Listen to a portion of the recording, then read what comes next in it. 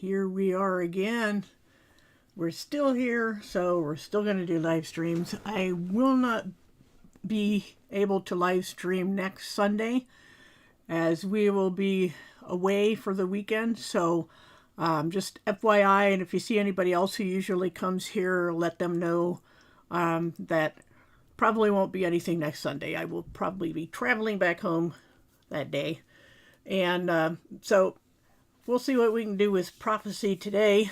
And you guys can check the link in the description. Well, there's a couple of links there, but one is to this chart I have up. I've shown many times before, and I don't know if anybody, the good child's already got the link.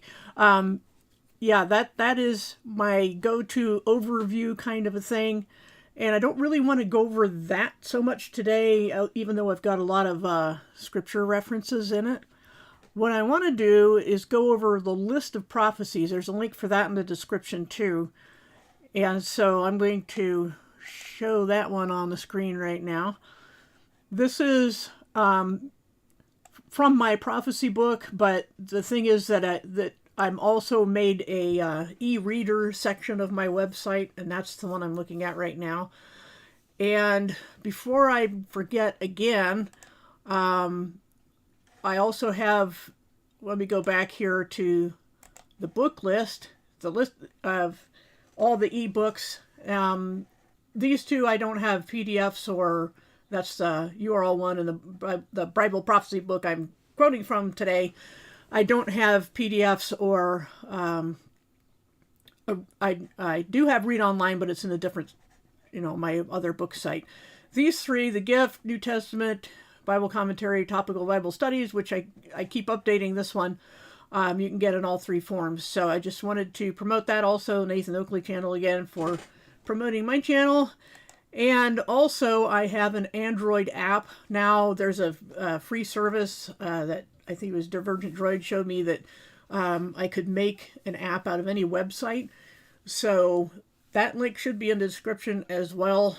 Yes, it is. I just checked. So if you want this as an app, you can get it. One other thing I'm working on is to put it into a form, the Gift New Testament, into a form that is XML, extensible markup language, which should make it compatible with any other Bible app that will translate from XML, because that's kind of what the purpose of XML is. And I'm not going to get all technical on that, but the point is that it's going to be a very long project where I have a lot of recoding to do.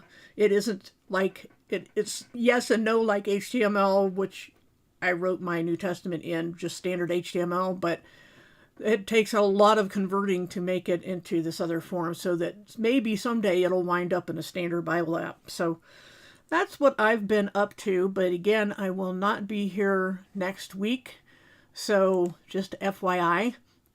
And now let's get back to the topic at hand, which is just the list of prophecies. And the reason I wanted to go over these is because a lot of times we get the idea that all prophecy is in Revelation and Daniel, and there's a lot more than that. So before I really get into it, let me shout out people in the chat. So I'm going to make you all dizzy and roll the chat back here. So far, we got Crystal, Divergent Droid. Well, I think we missed Infinite Reach Ministries up there. Divergent Droid, Crystal. And let's see, Chow. I think I mentioned Dom. Just scanning real quick. James Mason, Crockett. And hope I'm not missing anybody. Rachel Menifee, Mark Bailey, and Salted Cedar. I think I've got everybody. Everybody else who comes afterwards I'll probably miss, because I'll be busy reading. So this is what we're going to go through today. And again, you can reference the chart I had up. Maybe have it in another window if possible. If you're on your phone, well, too bad. Hey, Vic, good to see you too. So the standard Bible prophecy chart, and now we'll go over this list from the book.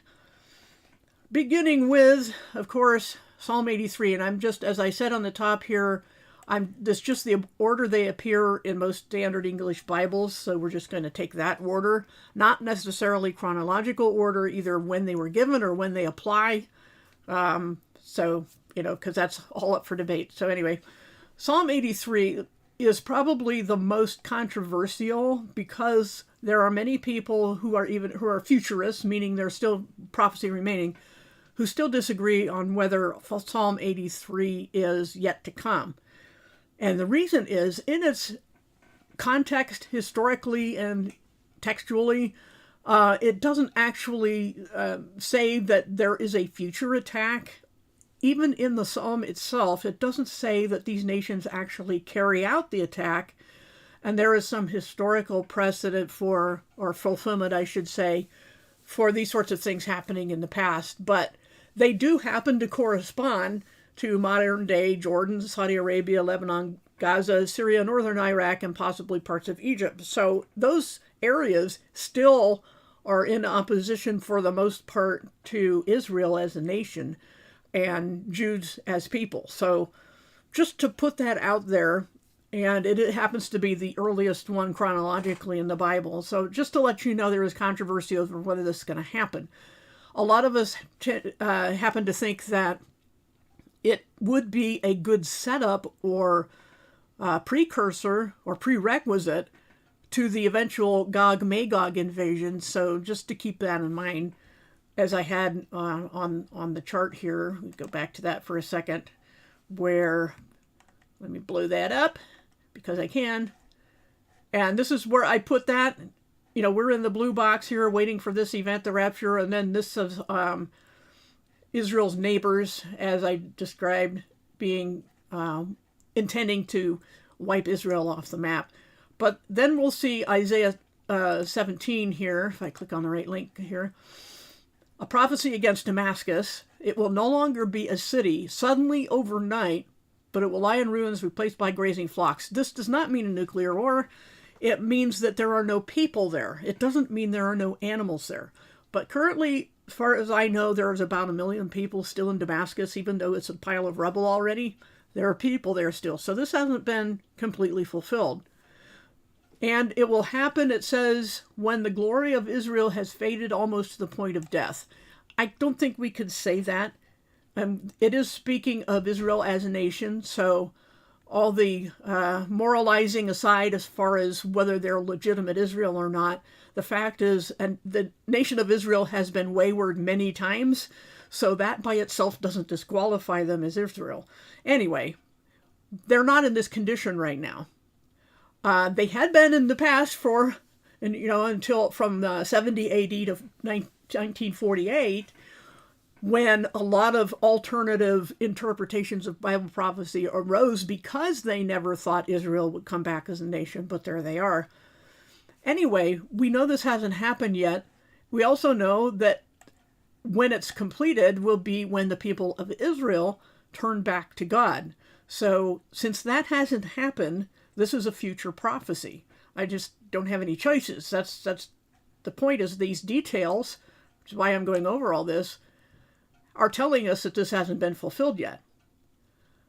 So that's Isaiah 17. Then we have Jeremiah 37, which tells us these four things. The day of the Lord, which is a specific, it can span years. The day of the Lord is that, like we say, when, certain things happen, that'll be the day. We don't mean that specific day. It's a figure of speech. And people will immediately jump to Genesis 1 and say, well, then that's a figure of speech too, evening and morning, day one. But no, combined with evening and morning, and the number, it gives us the impression, as it could not be any more specific, that we're talking about literal days there. But here, obviously the phrase, the day of the Lord, is used throughout Scripture as a figure of speech referring to a period of time. So we see this in Jeremiah 37, and it describes that day as a time of great trouble for Jacob, though he will survive it. So Jacob is Israel. There's no doubt about that.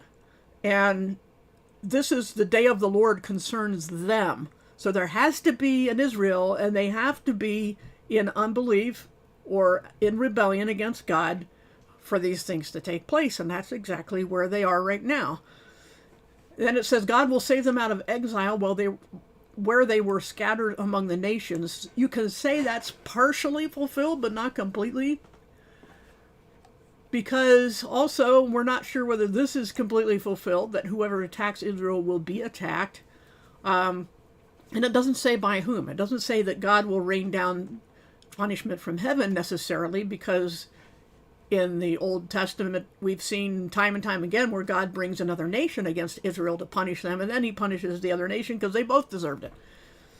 Anyway, when this is fulfilled, the people of Israel will be numerous and prosperous, but still, even though they're fairly prosperous, especially for that area of the Middle East, I don't think we can convincingly say that they have fulfilled this, because they are still dealing with an awful lot of hostility, which Jeremiah, is also called the weeping prophet. It's usually bad news that he had to give, but there's more to it than this, which is why I'm going over all these passages. So, things to keep in your back pocket that haven't been fulfilled. And then we get to Ezekiel 36 and 37, which be before the Magog war. And a lot of people don't, they just kind of ignore this part. But it says, though they, Israel, had been unfaithful and suffered punishment, Israel is promised revenge against all enemies and restoration of their land and people, not because they earned it, but so that God would be glorified. So again, they can't take credit. If they were living in fellowship with God and numerous and prosperous and all these other things that happened, and then their enemies were defeated, we might say that they did it. And they might say that they did it.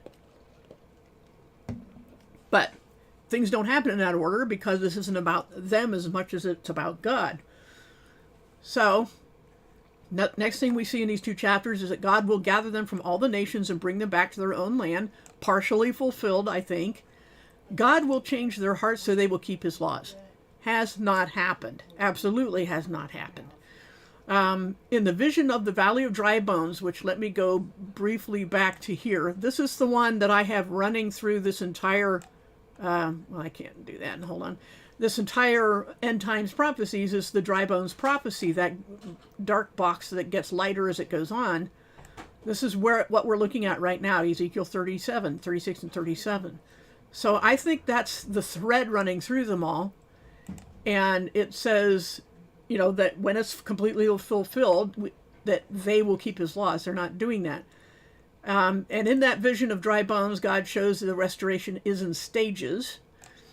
And then all the tribes of Israel will join together, no longer divided in two, Israel and Judah, with David reigning over them. Of course, this doesn't literally mean David, because we know from chapters 40 forward that it is a descendant of David, because that descendant, the prince they refer to there, it's not the same prince as in Daniel, will be mortal and have children. So this is, the line of David, and also the priesthood of David. David wasn't a priest himself, but the priest who was active during David's reign was Zadok, and that's the priesthood that is mentioned in the later chapters of Ezekiel.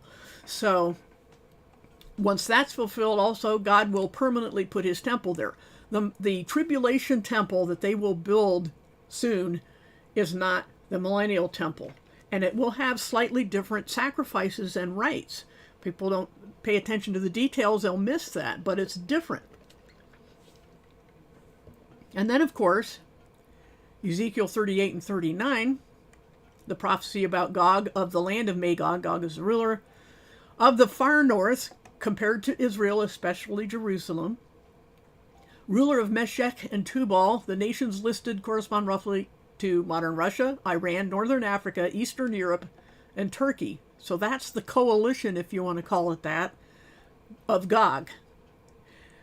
It says these 10 things. First of all, God will put hooks in his jaw, Gog's jaw, and turn him and his whole army around, including those of Persia, Cush, Put, Gomer, and Beth Togarmah from the far north. So God will make them do something they didn't necessarily want to do. That's what it is, to put hooks in their jaws, like you would put a horse or oxen or something like that, to turn the animal. And so God, not Gog, God will turn Gog in a way he wasn't intending to go and bring this coalition against Israel. but they will have a motive that is not the same as the ones of Psalm 83. They will invade a rich land that has recovered from war, whose people came from many nations to Israel, and were now living securely, peacefully, and unsuspecting.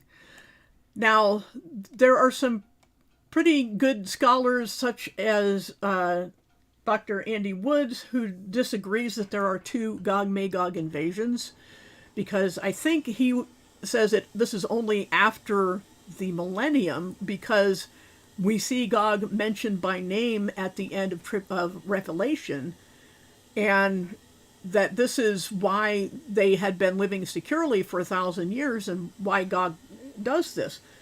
But there are a couple of things that don't fit, and again, it's the differences that matter. And the problem is that those differences are incompatible. For example, why is it that during the millennium, for 1,000 years, everyone has been prosperous? Why would Gog have the motive that they have here to invade Israel? We can't just look at the peaceful and peace and security of Israel and them having wealth. Certainly they will have wealth, but there won't be any motivation for the other nations to invade them, just to invade Israel. So, as the only motivation would be to defeat Jesus, who has been ruling with a rod of iron for 1,000 years, not having any tolerance at all for sinners. So, the motivation is wrong if we try to compare this as the same event as the one in Revelation. And going on to number 3 here, there will be mere protest, not actually doing something, but a weak protest offered by Sheba, Dedan, and the merchants of Tarshish. Sheba and Dedan are roughly equivalent to modern Saudi Arabia, while Tarshish may refer, nobody's sure absolutely, to areas as far as Britain and the rest of Western Europe. So, people who have been somewhat allied with Israel as a nation are going to only put up a mild protest. They're not going to do something either way. And then point 4, when Gog attacks Israel, there will be a great earthquake there, causing the whole world to shake with fear in the presence of God. So God is involved in this in an unequivocal way and unmistakable. So then it says God will cause the invading army to turn on itself. There will be plague, torrential rain, hail, and burning sulfur, destroying the army on the mountains of Israel and in the open field where the carrion birds and wild animals consume their bodies. This is how this battle wages. It isn't Israel, it's God doing it. This has not happened. Also, point 6, God will send down fire on the land of Magog and those who live safely on the coastlands. Who is that? Nobody knows for sure. It could refer to Western Europe, that are any of the nations that have a sea coast. It could refer to the Americas, those who live safely on the coastlands. I don't know. Nobody really knows for sure. Anyway, the end result of all that is that all Israel comes to know God as the Lord, and the world knows that Israel had been punished for its sins.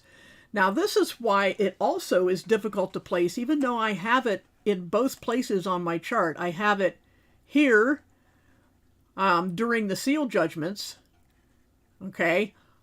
But I also have the other one mentioned in Revelation 20, where it says all nations come against Jerusalem, but here it says only certain nations in Psalm 83, and mentions Damascus before that, and so is Gog Magog and his coalition, and not the whole world. So there's these differences, and yet the same problem that I see with it only being the last one, as Andy Woods believes, I have a problem with my own theory when it comes to the end result of this one, which, if it's during the seal judgments, all Israel does not turn to God, and the world does not necessarily. They may know, this is kind of iffy on the second part, they may know that Israel had been punished for its sins, but the punishment was just beginning at that point. So I don't even lean completely on my own theory as to when this one happens. I just don't think it's the same as the other one at the end of Revelation. So it's very confusing. Where does this fit? And I also don't know where Ezekiel 39 fits for sure. I have a question on this because I don't know.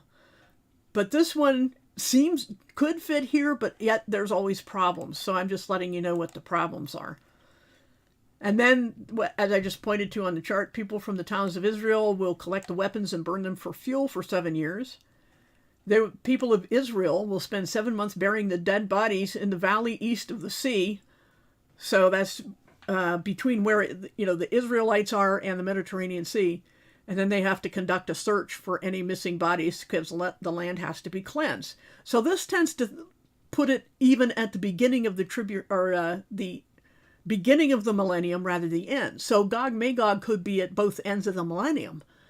And I may look into that one more, but it's hard to pin down. I'll just tell you that.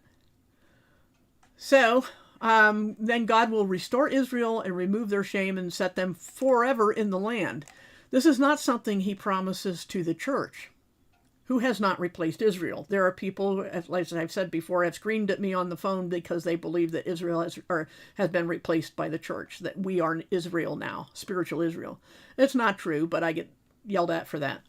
Anyway, settling forever in the land, the church has never had land of its own, and we don't have shame to remove because that was removed in Christ. It's not our righteousness, so that doesn't fit us either.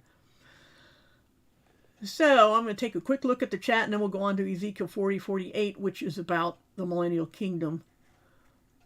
Let's see. Some more people came. Good to see you guys. Which I mean, generically, of course. All right. Good to see everybody here. All right. Let's go on to chapters 40 through 48 of Ezekiel. This is the vision of the millennium, the restored land and people of Israel. It was just mentioned there at the end of 39, right? So we're still in Ezekiel. And we have these 10 points. The temple is measured and described in great detail, just how it was in the Old Testament when Moses was getting instructions on how to build the tabernacle, and then eventually the temple would be built to very exacting specifications. This is also given here in Ezekiel 39. And it says in point 2, the glory of God comes upon it from the east. So when the temple is ready, God's glory comes from the east and enters through the east gate. Somewhere I read, and I don't have a citation for this, that at some point in history, like when it was during the Muslim takeover of the area, back in the early centuries, when was it? 600 or 700, somewhere in there. I don't know for sure. But anyway, they sealed up the East Gate so that they could prevent this from happening, which is ridiculous, but just a little kind of iffy trivia there.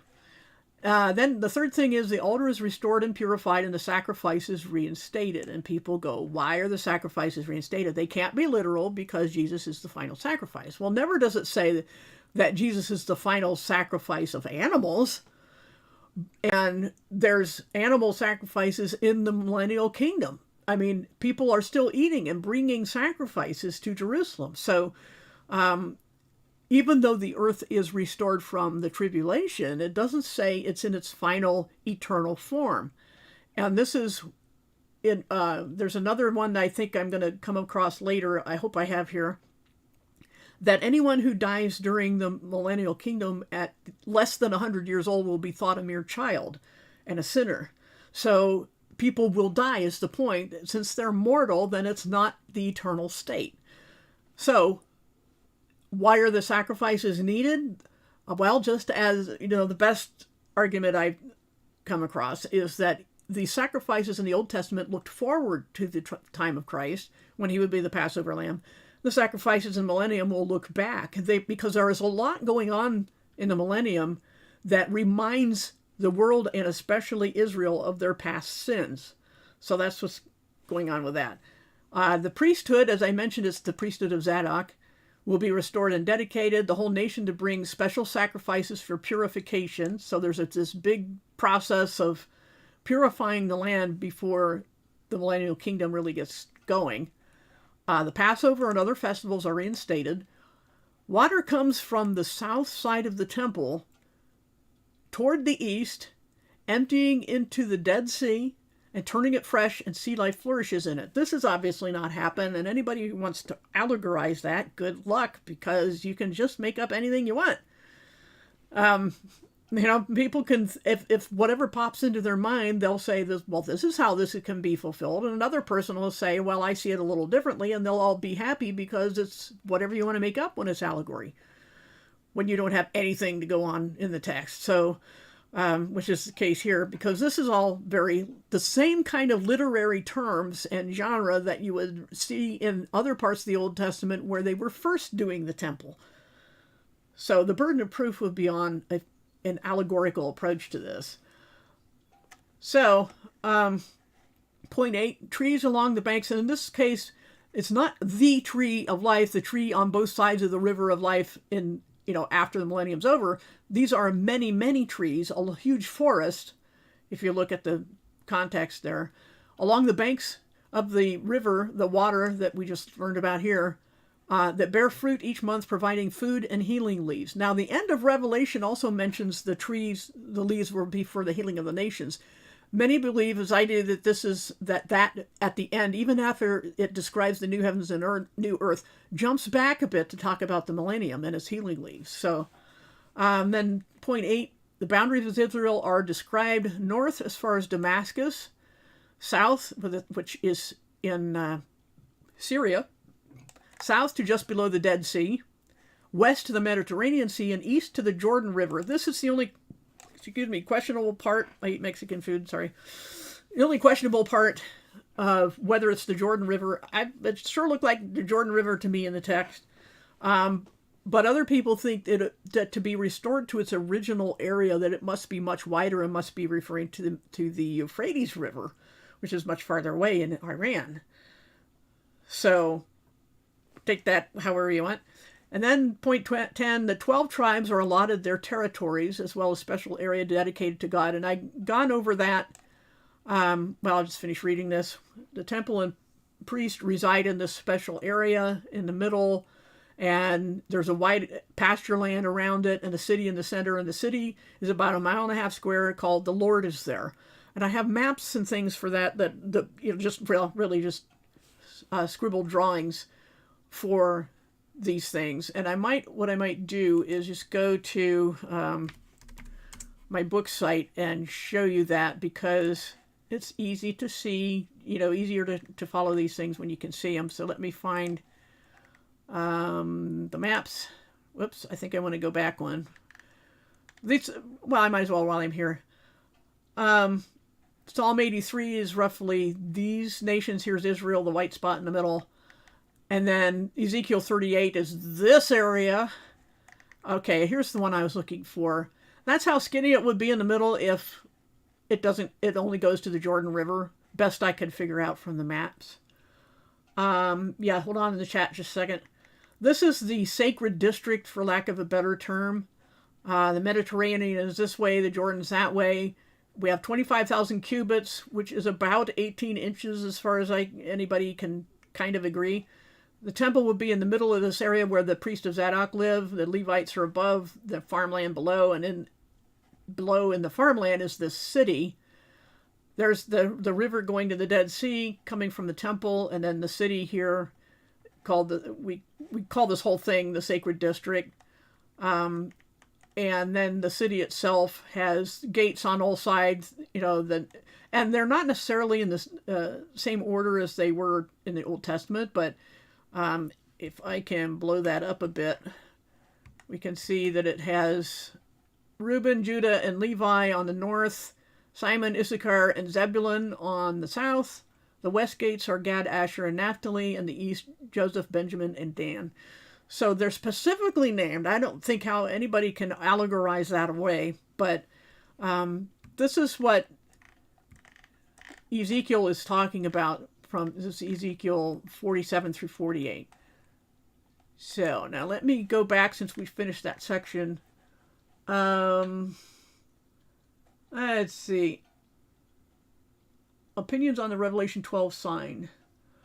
I don't think that it marked the beginning of the tribulation because we haven't seen the judgments poured out, but The Bible, the sign of Revelation 12, and I will get to that later also, but basically, just real briefly right now, it is the imagery exactly matches a dream of Joseph in the Old Testament, where when he was a child, one of the reasons his brothers hated him was because of his fancy dreams and his fancy coat, but because he was favored by his father. But one of his dreams was about the sun, moon, and 11 stars bowing down to him, and everybody in his family understood the symbolism there to mean Joseph's father, mother, and all his 11 brothers.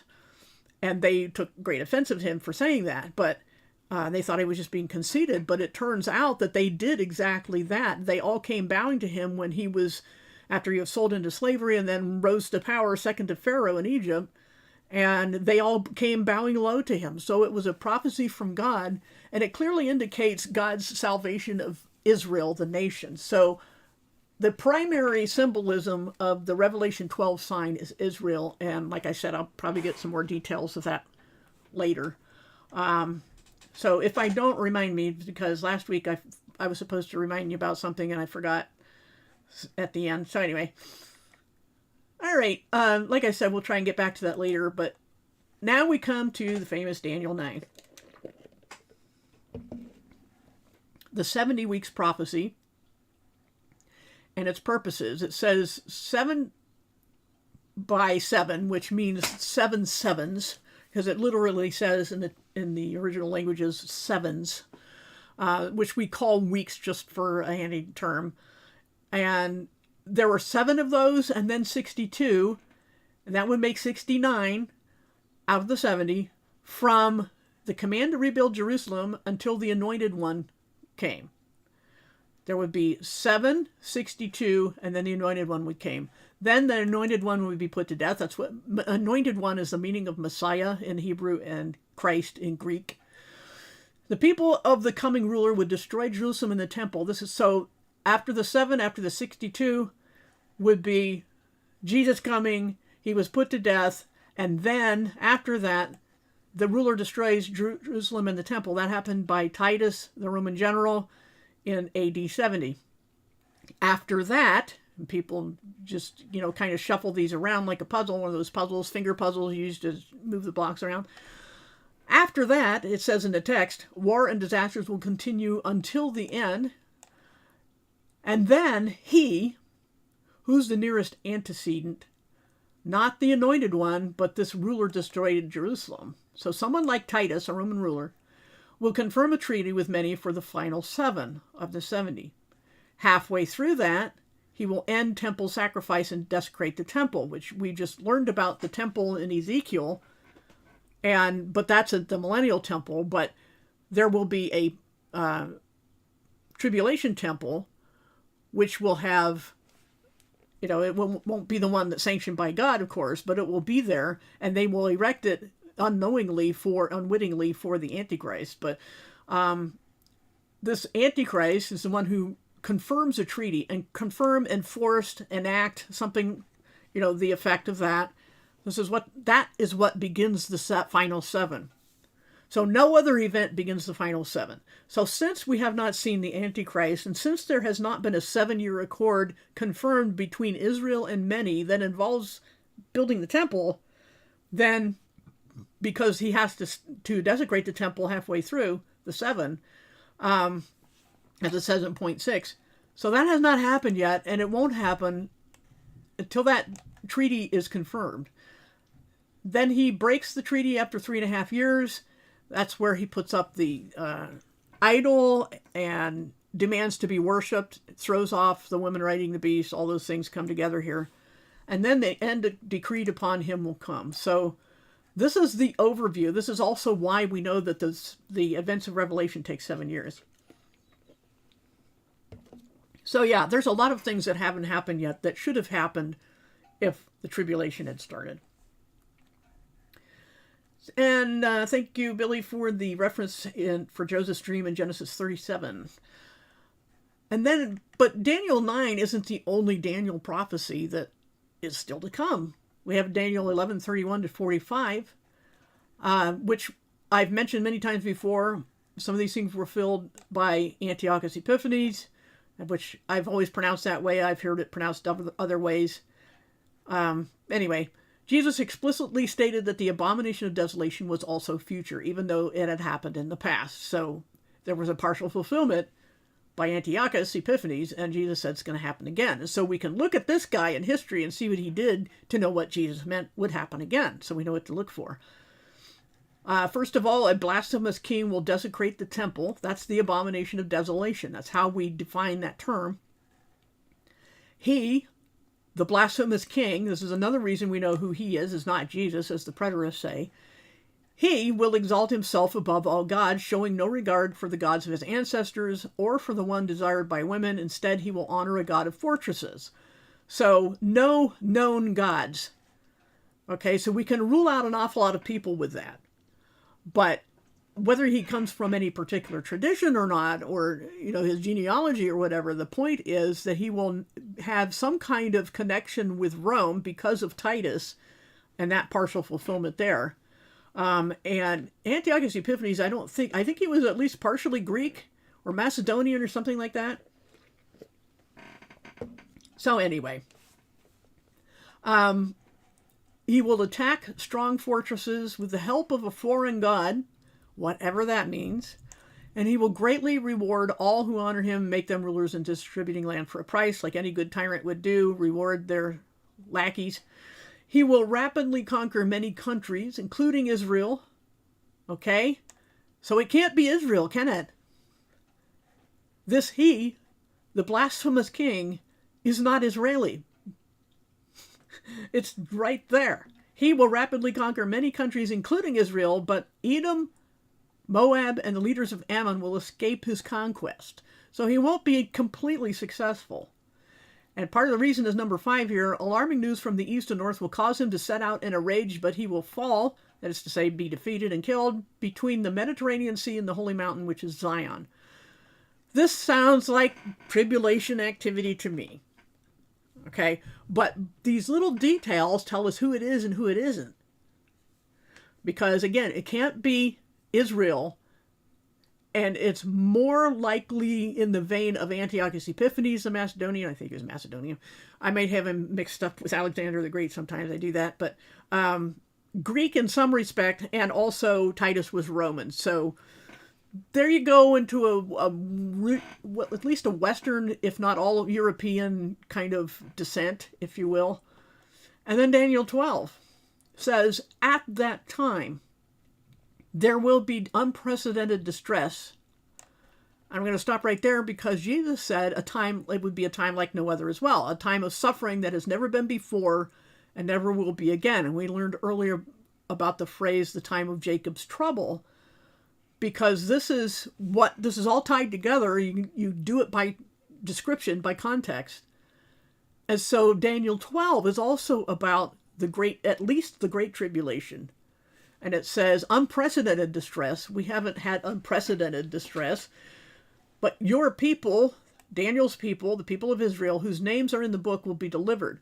And we know also that halfway through the tribulation, as per about the midpoint of Revelation, when the dragon tries to devour the woman who gave birth to the child in Revelation 12, he does not succeed.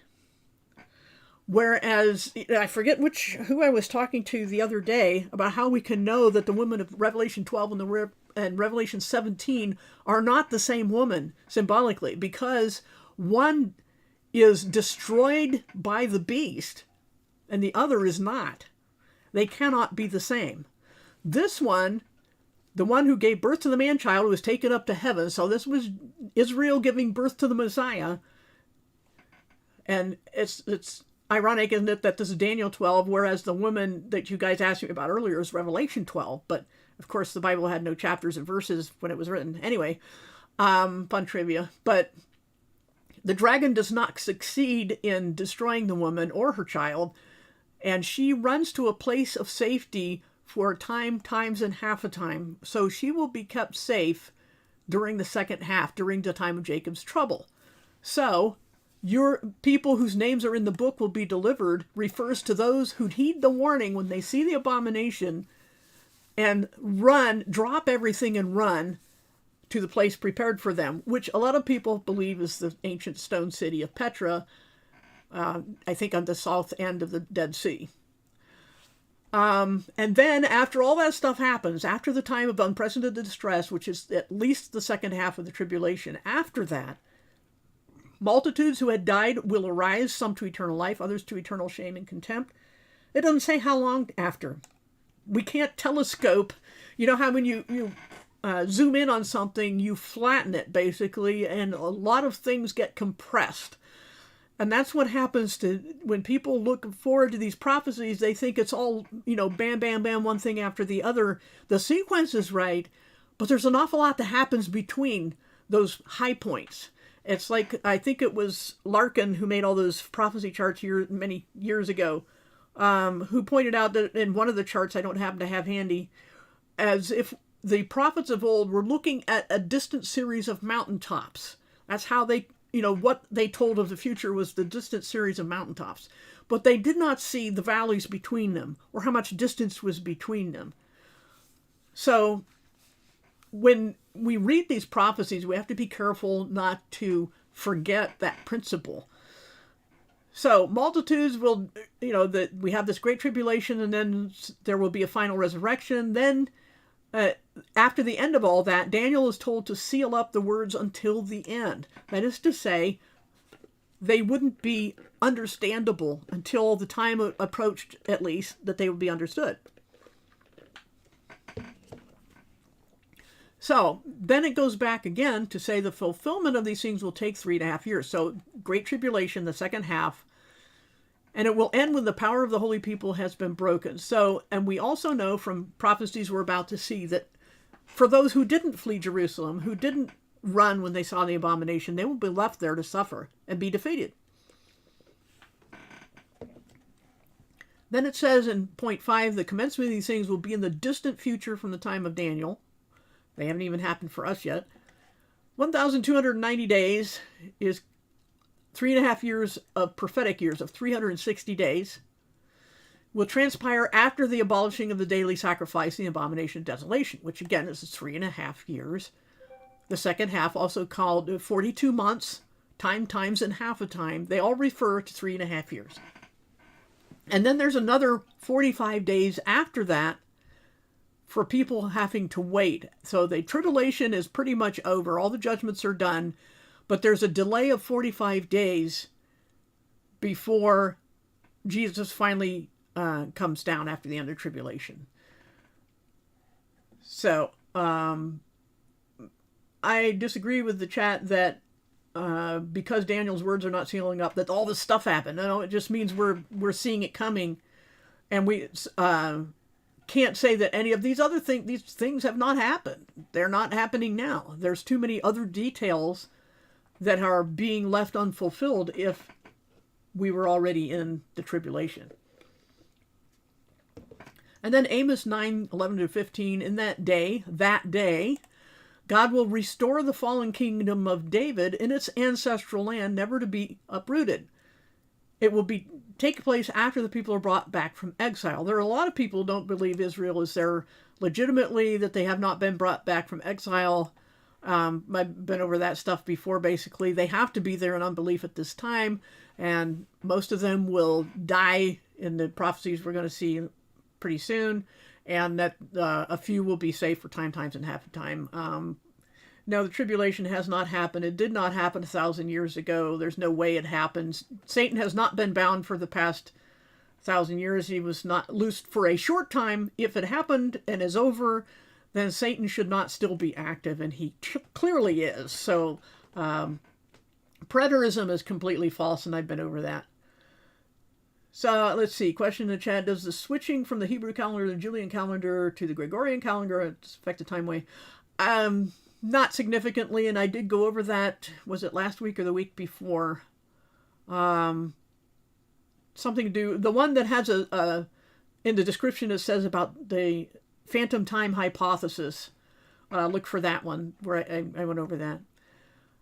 Okay, so no, Mutu Batu Satan has not been released for a short time. He's been out for a very, very long time and has not been put in the abyss for 1,000 years. There's never been a period of 1,000 years in human history where Satan has not been deceiving the nations. So he hasn't even been put into the abyss yet. All right, Joel 2, the day of the Lord. This is interesting. An extremely large army comes, laying waste to everything in its path.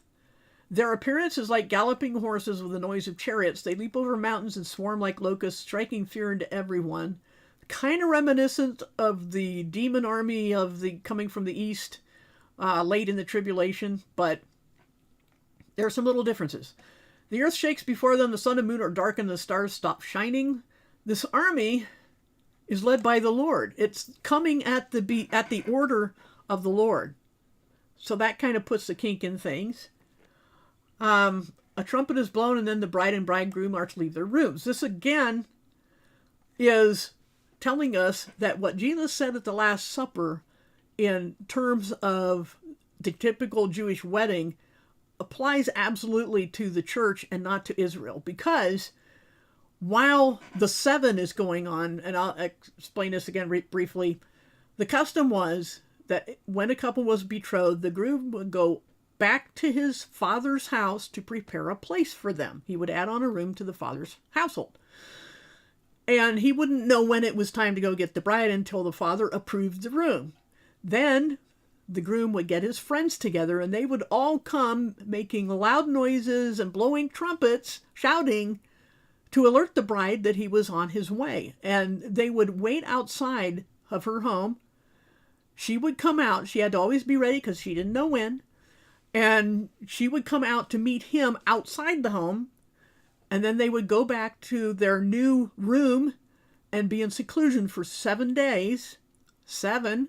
And then they would come out, the bride would be presented, and they would have their great wedding feast.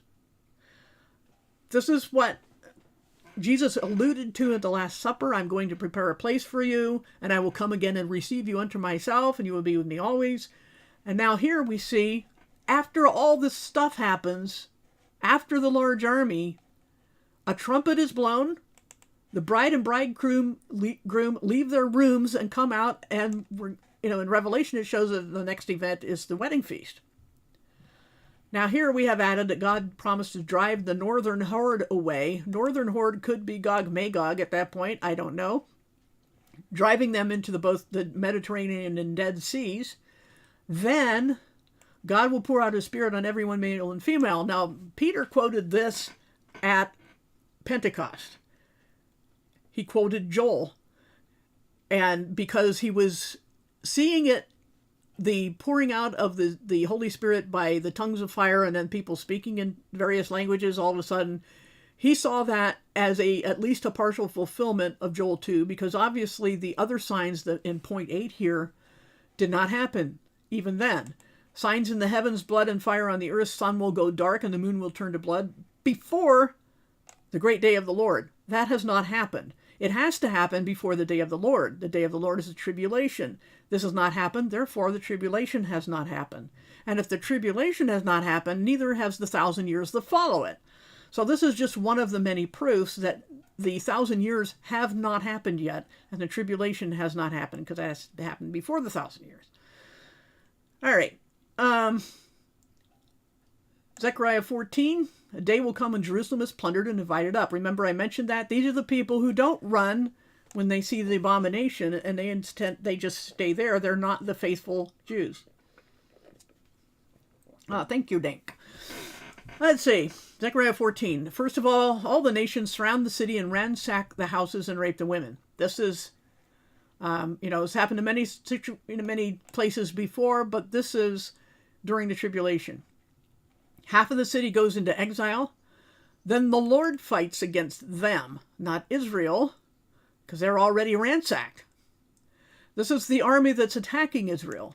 And God describes what happens to them as this: the invaders, their flesh will rot while they stand, their eyes will be consumed in their sockets, their tongues will rot in their mouths, and they will kill each other in great panic, and a plague will strike their animals. This is not how the Gog army dies. If you look back at Ezekiel 37, 38, or 38, 39, the description of their motives and their end are not the same. Just as the end and motives of the Gog Magog at the end of the tribulation or millennium, whichever it may be, is not the same either. There's so many different events. It's hard to really pin down. And then it says, this seems to be, if we take these as immediately following or not, I don't know. Jesus' feet stand on the Mount of Olives east of Jerusalem and split the mountain in half. Half goes north, half goes south, and there's a great valley between them. That day there will be no sun or darkness, no distinction between day and night. Living water will flow from Jerusalem, half to the Dead Sea and half to the Mediterranean Sea in summer and winter. These details matter. People have to explain away all this if they want to say this all happened. The Lord will be king over the whole world, visibly. This is not something hidden or esoteric. Jerusalem will never again be destroyed. We all know that's still waiting to happen, so that hasn't happened yet. Survivors from the attacking nations will visit Jerusalem each year to worship God and celebrate the Festival of Tabernacles. Those who refuse will suffer drought and plague. This cannot happen in eternity, and it has not happened yet. Okay, so these are the boundaries, the edges and corners of the puzzle piece that tell us where we are and where we aren't in prophecy. So at the end of the tribulation, survivors, there will be mortal survivors who aren't the Jews who hid for 3.5 years. And in this, my opinion, we'll get to this, the sheep and goat judgment. That's when that happens. But they will repopulate the world, rebuild the world, and every year they will be required to bring tribute to Jerusalem. And if they don't, they suffer. So again, this cannot be something that has happened yet because Israel is not in that condition and the other nations are not bringing tribute to them. And the tribute is sacrifices. It's food, basically. So, and Mutabatu, what you are describing is preterism, even though you don't want to be called that. Again, go back to the any of the number of videos I've had, but I've gone over preterism before. But anyway, none of that stuff has happened yet. Too many things have not happened for this to be passed. Okay, now the Gospels, basically, there's this a condensed summary, because there's 4 Gospels after all. The Gospel of the Kingdom. The Gospel of the Kingdom. Gospel means good news. It's where we get our word evangelism from the Greek word that is typically translated gospel, but it's euangelion, which is, or evangelion, depending on whose pronunciation you use, but it's where we get the word evangelism. Evangelism means to spread good news. So, the good news about the kingdom will be preached in the whole world as a testimony to all nations, and then the end will come. Well, this could apply to the time during the tribulation when there are the 144,000 doing who knows what, because we aren't told anything about what they do. But we also have the 2 witnesses in the first half of the tribulation. There's some angels that spread the eternal gospel during Revelation. And so this could very well apply to that. A lot of people have assumed that it meant this whole intervening time of the church, the age of grace, so to speak, where we've spread the gospel to every part of the world. But it doesn't really say it has anything to do with us. Anyway, then Jesus said, when you see Jerusalem surrounded by military encampments, you will know that its ruin is near. It could apply to 70 AD. It could apply to when the ransacking happened that we just read about in Joel.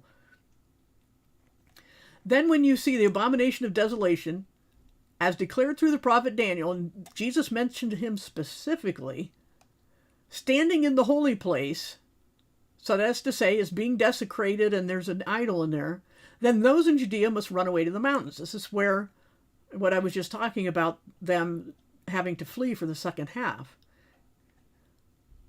Then there will be terrible stress on the world and great rage or wrath against this people, Israel. And again, this has not happened before. They will be killed in battle and taken captive to all the other nations. Then Jerusalem will be trampled by the nations till their time is up. Again, this is something that could apply to 70 AD, this whole thing, or also could apply to the tribulation. Then, but this is unprecedented, as Jesus said, the suffering of those days will be unlike anything that has happened since God first created the world until now. Worse than the days of Noah. And will never be again. So there's nothing we can point to in historical record or anybody's memory to say that this has happened and have been fulfilled, which means the second half of the tribulation has not happened at the very least. And of course, the millennium that follows has not happened. And then Jesus said that if the Lord didn't cut those days short, no living thing would survive, but they will be cut short for the sake of his chosen ones. We don't know what that means. Does it mean that won't make the whole 3.5 other years, the second half? Does it mean that the days and nights will be shorter? They won't be 24 hours anymore? We don't know. Or is the 7 years already shortened? We don't know. Anyway, after that, there will be signs in the sun, moon, and stars, and on the earth the nations will be filled with anguish and perplexity due to the roaring and turbulence of the sea. People will be deathly afraid and apprehensive of what's coming on the whole world, for the forces of heavens will be shaken. In my opinion, this roaring and tossing of the sea is like if you were holding a bowl and you were some little microbe living on the surface and you shake the bowl, somebody shakes the bowl, the little microbes will be terrified because not only do you have giant tsunamis, that they will recede again and come back again and recede and come back. That's unprecedented. It's terrifying. And there will be giant tsunamis, in my opinion. The roaring and tossing of the sea tells me this is not normal sea turbulence, even extreme sea turbulence that anybody's ever seen before. It's a time like no other. So when this is happening, the world is terrified because of this thing that has never happened before. And what would you think if you lived near the shore and this started happening? So, and it isn't just the sea. Sun, moon, and stars will also have things going on with them, and people will be terrified. This is where we get the phrase that, quoting from the King James, men's hearts will fail them for fear, and people would say, wow, there's a rise in heart attacks, therefore this is a fulfillment. No, it's in this context of these terrible things happening, and everybody's hearts are failing them for fear. It doesn't mean normal clogged artery heart attacks. Not at all. It's just sheer terror. And after that happens, then they will see Jesus coming in a cloud with great power and majesty or glory. But when you see all this coming to pass, stand up and raise your heads, for you're about to be rescued. I know we like to apply this to the fact that we're seeing signs of the beginning of the tribulation, but it could also, in a context, may primarily be, or both, who knows, for when all of these terrible things has happened, and Jesus said, when you see this going on, look up, you're about to be rescued. Okay, so far we've gone through the Old Testament and the Gospels, and now we'll get the rest of this. And Acts and the letters, the Acts of the Apostles and the teaching letters is what that means. So first of all, we have James at the Jerusalem Council of Acts 15, quoting the prophet Amos, saying, after this, God would rebuild David's fallen tent. That's very specific. So that all mankind, the rest of the people who aren't David's fallen tent, the Israelites, would seek God, including the Gentiles bearing his name. So what they were talking about in that council, as I've gone over in lessons on Romans 11 and the grafting analogy there that the Apostle Paul used, is that one of the purposes of Israel was to make the surrounding nations jealous of the relationship they had with God. They failed. That doesn't mean God is done with them yet, but they failed, and so God turned his attention to the Gentiles, and that's the age of grace. And then, in our purpose now is to make Israel jealous of this relationship we had with God, and then it'll go back to Israel again. So, just to give that a little bit of perspective there. But then in 1 Corinthians 15 and 1 Thessalonians 4, we have this teaching of what we call the rapture or departure, which doesn't fit the details of anything else we've ever read in the Bible or would read after this, because Revelation doesn't describe this. Revelation points to the Old Testament, except for the chapters 2 and 3, which point to the churches. And that's the only place in Revelation the churches are mentioned. So, we have this anomalous event is described in these passages. The Lord will descend from heaven. The archangel will shout. Remember that wedding analogy. The trumpet will sound. The dead Christians will be raised in immortal bodies. This has not happened, and it must precede the revealing of the man of sin. The bodies of living Christians will be instantly transformed to immortal. That's the change in the twinkling of an eye. Also a verse that people love to take tongue-in-cheek out of context to nurseries at churches. We will not all sleep, but we will all be changed. Then it says, we will all be snatched away, harpazoed, robbed like, snatched like a robber would snatch something, away into the clouds to meet the Lord in the air, not on the earth. And that this is a message of comfort and hope. It has nothing to do with any of the judgments of Revelation, which had not been yet given. And then in 2 Thessalonians 2, it says the departure happens. That's what it says, till after the departing. Then the detainer or restrainer that had been holding back the man of lawlessness is taken out of the way. This man of lawlessness, also called the beast of the Antichrist, is revealed and identified by his desecration of the temple and declaring himself God. That's a midpoint thing. The departure is before the tribulation happens. This is the midpoint. God himself sends a strong delusion on all who hated the truth so that they will be deceived. If people hate the truth, and especially the saved part, it says those who hated the truth that would save them. See, I'm condensed here, but the truth that would save them, meaning people who reject the gospel, they will be given a strong delusion by God and will be deceived. The wording in Greek is an action of diversion. It is a forced misdirection, like changing street signs. This is something God will do to everyone who hated the truth of the gospel. And they will be deceived. And then, at the end, Jesus will defeat this man of sin by the breath of his mouth and the glory of his arrival. And we're just now getting to Revelation. So let me look at the chat real quick before we finish that off. Let's see. There's no way, unless you completely ignore everything that I've just been reading about the stuff that has to happen, and I've not gone over all the details by any stretch, not in this video. We cannot be anywhere near Revelation 20 yet. We have not seen these things come to pass. They have not happened. So, yes, there is partial preterism. So it doesn't mean you're not a preterist, but as Billy just said. So anyway,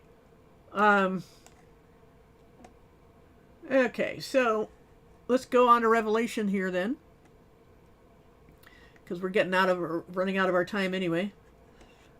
One of the letters to the churches to Philadelphia, this is chapter 3, states that they will be kept out of something, the time of trial, to come upon the whole inhabited world. So there's a time and a place.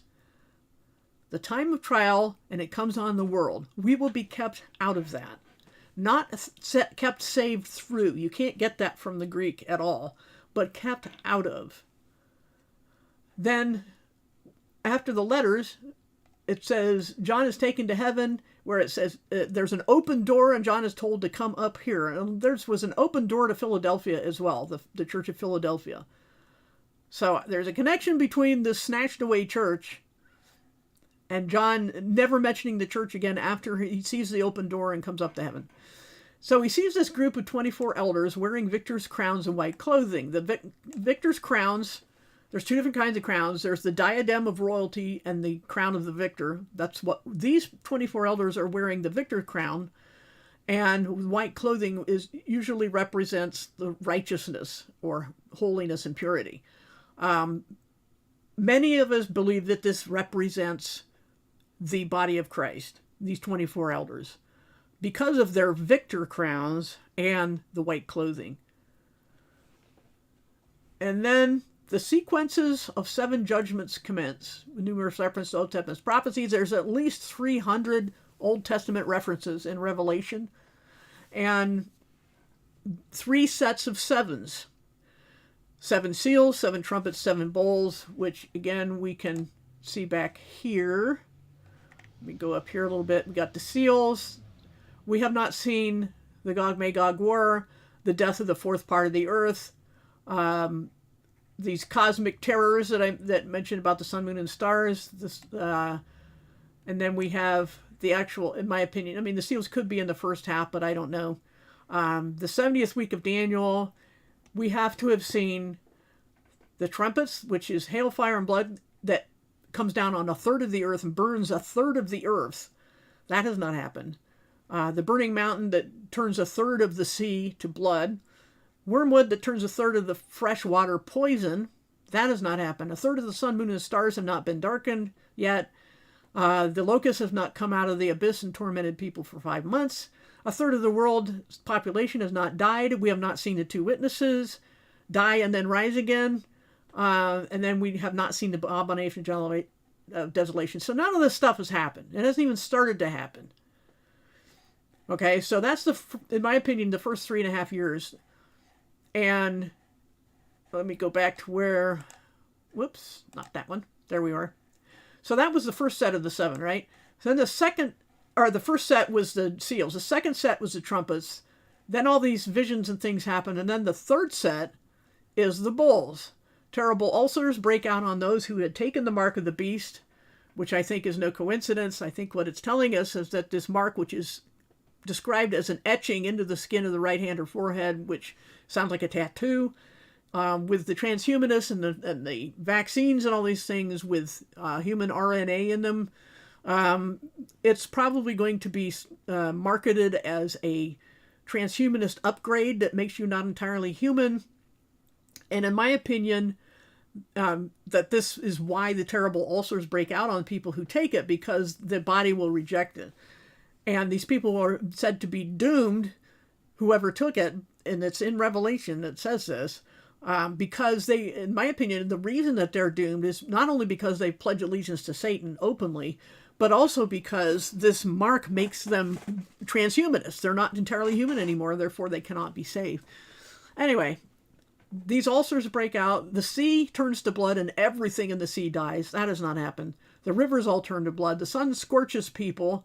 Then it goes dark. The Euphrates River dries up, and a demon army from the east comes over the dry ground, and then we have the Battle of Armageddon.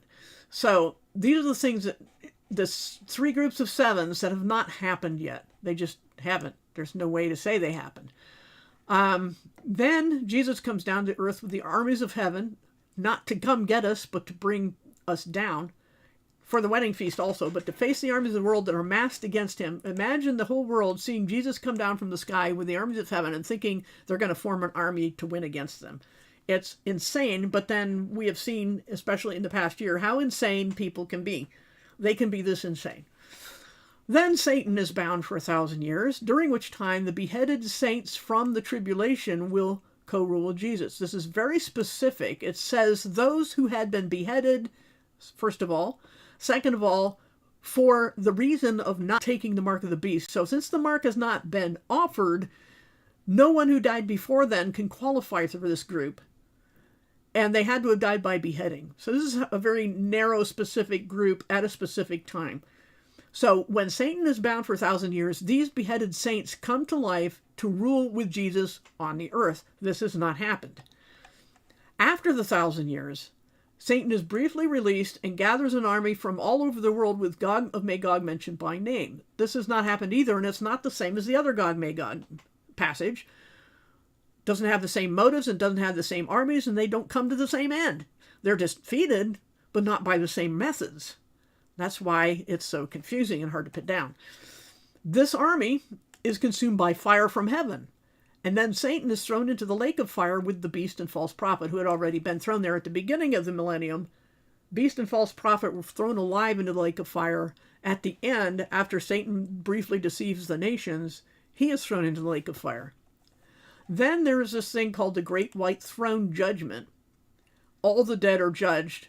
That does not include the body of Christ, because we have already been in heaven and we're raised, by the virtue of the fact that we already belonged to Jesus and bore his name. Therefore, he took our punishment and we bear his name, and so we are not suffer the wrath of God. That's why we've been in heaven for 7 years. And this is our judgment. We are judged at what's called the judgment seat of Christ, or the bema, which a bema was a judgment seat in Roman law, and Roman and Greek, I think. And it says specifically, we will be judged for things done while in the body, while mortal, whether good or bad.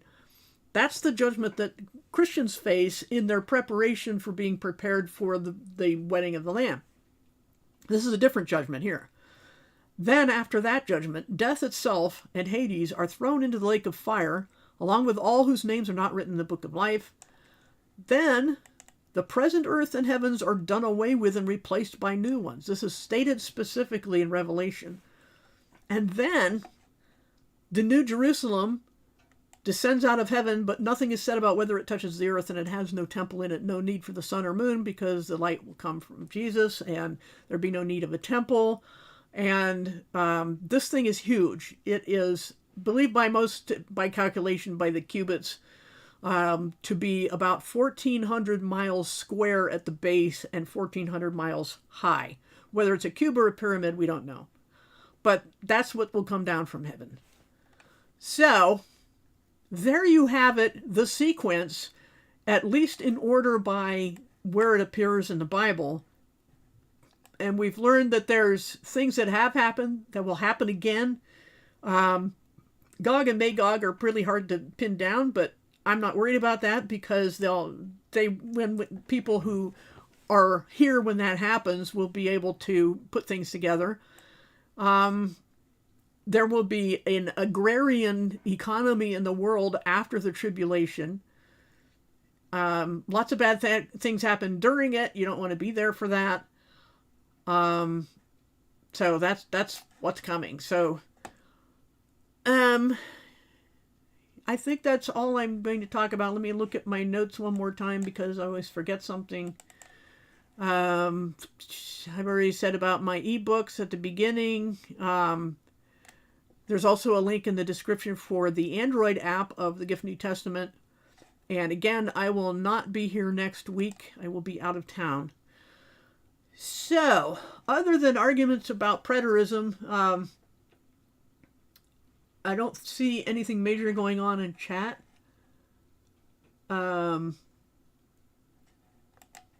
So, I think we'll just call it a day. See you all in 2 weeks, unless I happen to do a live stream at some other day of the week, unannounced. Good luck with Google or YouTube notifications. Thanks, as always, for the links, Chow, and any other contributions that people made. And I'll see you all whenever. Let's all pray for Jesus to come back, kick the back of the seat, and go, are we there yet? And for healing and protection in the meantime. See y'all then. Bye.